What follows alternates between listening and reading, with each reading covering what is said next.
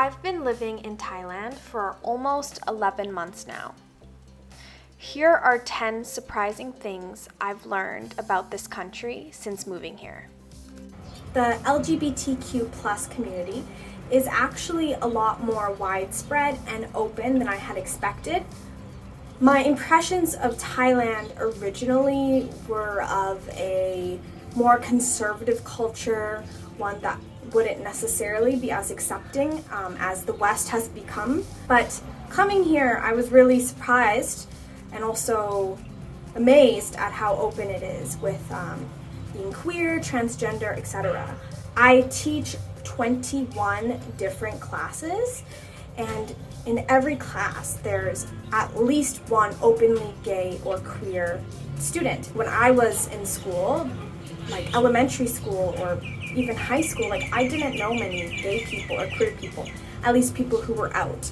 Now I know an aspect of this is likely also a generational difference. It's just a lot more open than the conservative culture I was expecting. Bodily fluids, okay, I'm talking diarrhea, menstruation. A lot more comfortably talked about here as well. For example, in my class, if a student is absent, maybe their friends will say in front of the class, oh, like she's having her period, like she's not feeling well today. When I was in school, I would like try to hide my tampon or my pad when I went to the bathroom. I tried to keep it very hush-hush, and I realized the culture here is a lot more open regarding whether that's period or other body fluids, even diarrhea. Like my students will tell me they had diarrhea. So talking about bodily fluids is a lot more acceptable, and it's not taboo as it is in the West. Like, you know, in the West I wouldn't openly tell someone I'm on my period, for example, or that I had diarrhea. But I can meet someone who I barely know and they'll tell me, oh yeah, I just had diarrhea. So it is very different in that regard. Students are actually a lot more misbehaved than I had expected them to be. So my mother's Thai, and she described this very strict upbringing in school, very strict. I mean, this was how long ago? Like 40 plus years ago, and like, you know, this was a time where they could hit students, etc. So obviously a lot has changed since then. The students, they are just much more misbehaved than I had expected based on the impressions my mother gave me.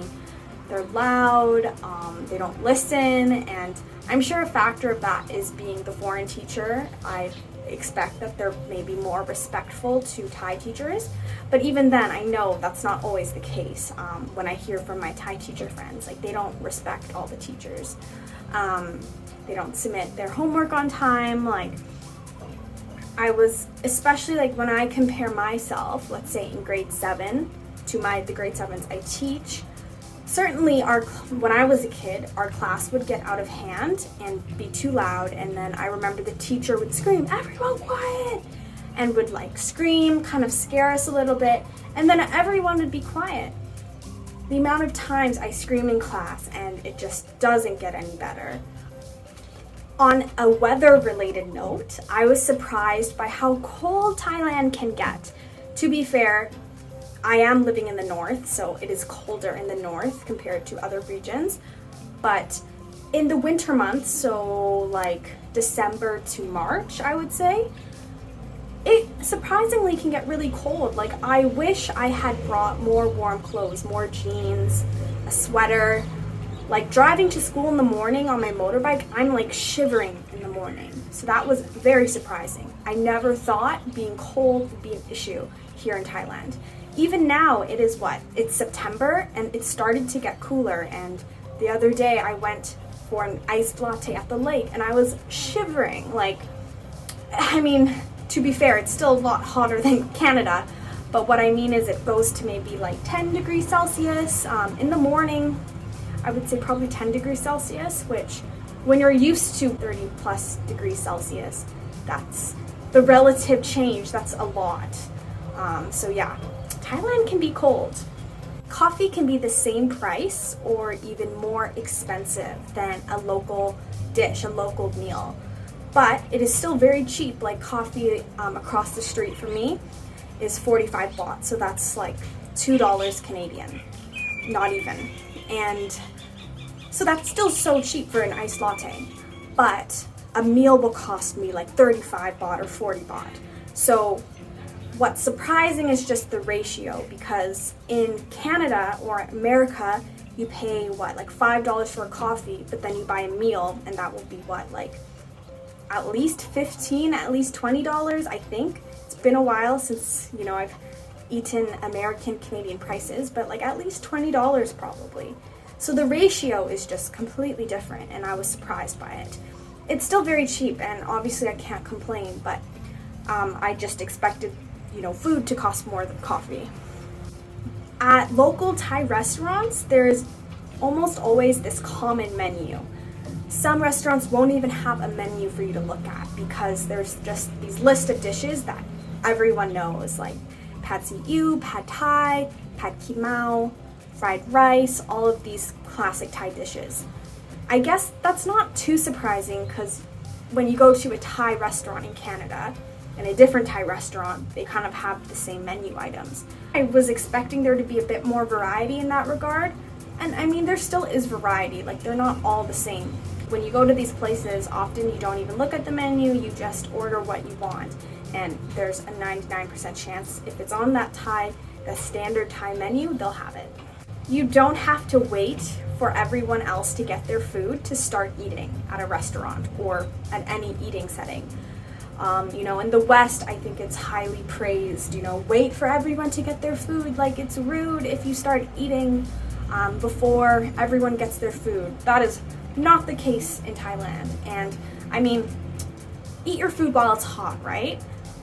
But yeah, there's been times where my friends finish their meals before I even get my food. This was a shock to me, because I remember my first meal with Thai teachers and everyone just started eating before me, and I was like, that's kind of rude. And then now I've like accepted it as a part of the culture. I don't think it's rude. I mean, it makes sense to eat your food hot, right? So I don't think it's rude.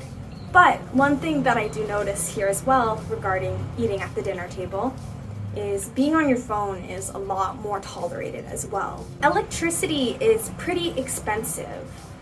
I mean, it's not so expensive. Like, the prices are pretty comparable to what I paid in Canada. I maybe pay like $35 Canadian dollars a month for my electricity bill. Just considering the cost of everything else, the cost of living in Thailand, it is a pretty high cost relative to food and accommodation, etc. Speaking of other prices, alcohol is also similarly priced as it is in the West. Wine certainly is like the same price. You pay like 500 baht for a bottle of wine, so that's like $20. So yeah, same price. I don't really drink that much wine here. But beer is maybe a little bit cheaper. You pay maybe like 60 baht for a tall boy of beer, and that's like what, $2 Canadian. So I mean, so beer might be a bit cheaper, but wine is definitely the same price. But when you go out to like the bars and clubs, it really depends where you go. You go somewhere, it's maybe 100 baht for a cocktail or 100 baht for a beer. So what, that's like $4. That's good price.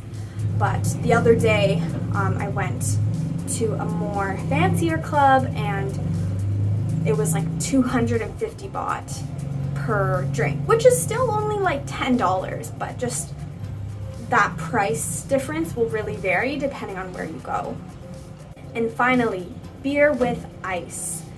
I really did not like drinking my beer with ice initially. I felt it very much diluted the taste of the beer. Obviously, that's what ice and water does. But now I've grown to enjoy it. I mean, if I buy beer from the 7-Eleven, which is where like a staple in Thailand where you can get everything, I'll just drink it from the can, so it's like cold, whatever. But at a restaurant, yeah, it's very common to be given a bucket of ice with your beer. And that'll be interesting going back to Canada and not having that. It's always interesting learning about the cultural and practical differences in a foreign country. I'm curious what things I'll find surprising when I return back to Canada. Hope you enjoyed this video. Thanks for watching.